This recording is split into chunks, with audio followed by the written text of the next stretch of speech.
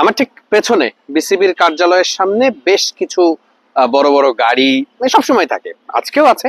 কিন্তু আজকে একটু ব্যতিক্রম। ব্যতিক্রম এই কারণেই যে বিপিএল নিয়ে মূলত যে 7টা দল বিপিএল অংশগ্রহণ করতে যাচ্ছে, সেই 7টা দলের দল মালিক যারা সম্ভাব্য দল মালিক, তাদের সঙ্গে বাংলাদেশ ক্রিকেট বোর্ডের যে সব থেকে বড় দুই হত্যাকর্তা আমরা যাদেরকে এখন দেখছি, বিসিবি সভাপতি ফারুক আহমেদ এবং নতুন বোর্ড পরিচালক নাজমুল আবেদিন ফাহিম এবং অন্যান্য যারা রয়েছেন বিসিবির কর্তা, তারা একসঙ্গে বসেছেন। কারণ এই মাসেই কিন্তু বিপিএল এর ড্রাফট হওয়ার কথা ছিল মাসের শুরুর দিকে, মানে এর আগের যে হিসেবটা ছিল। কিন্তু যেহেতু সরকার পতন আন্দোলন থেকে শুরু করে অনেক প্রেক্ষাপটের কারণে বাংলাদেশ ক্রিকেট বোর্ডেও পরিবর্তন এসেছে।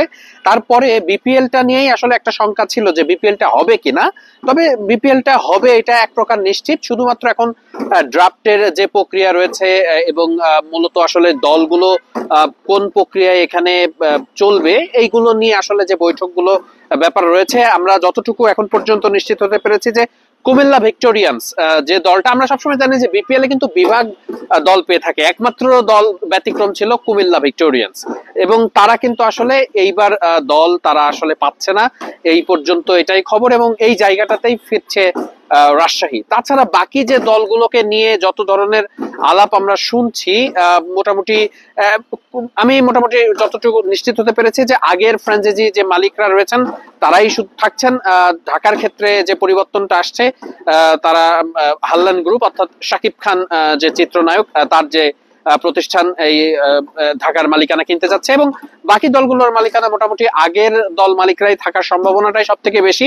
কারণ চট্টগ্রাম চ্যালেঞ্জার্স এর যে আগের দল মালিক ছিল আক্তার গ্রুপ, তারাই কিন্তু আসলে এখন পর্যন্ত আজকের মিটিং এ আছেন বলে আমরা খোঁজ পেয়েছি। তো সবকিছু মিলিয়ে তাদেরও সেই জোরালো সম্ভাবনাটা আছে যে তারাই আসলে বিপিএল এ এবারও থাকছেন। এবং এবারের বিপিএলটা নিয়ে বিসিবির নতুন কমিটির কিন্তু একটা চ্যালেঞ্জ রয়েছে। সেই চ্যালেঞ্জটা হচ্ছে, আমরা জানি যে গতবারের যে বিপিএলটা ছিল সেটা কিন্তু বেশ সুনাম কুড়িয়েছিল, আয়োজন থেকে শুরু করে সবকিছু।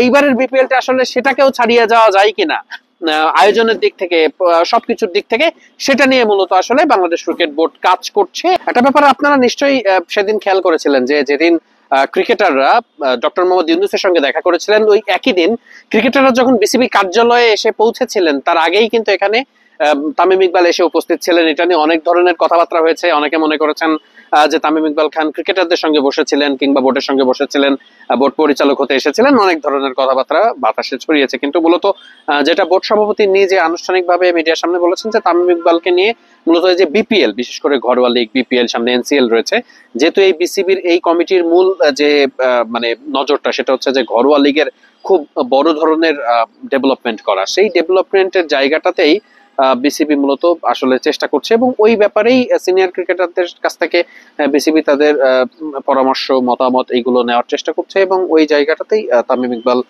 গতদিন যখন বোর্ডে এসেছিলেন এবং তার কাছ থেকে এটা নিয়েই কথাবার্তা হয়েছে বলে বোর্ড সভাপতি নিজেও আসলে গণমাধ্যমে এটি জানিয়েছিলেন। এখন পর্যন্ত এটাই ছিল আপডেট।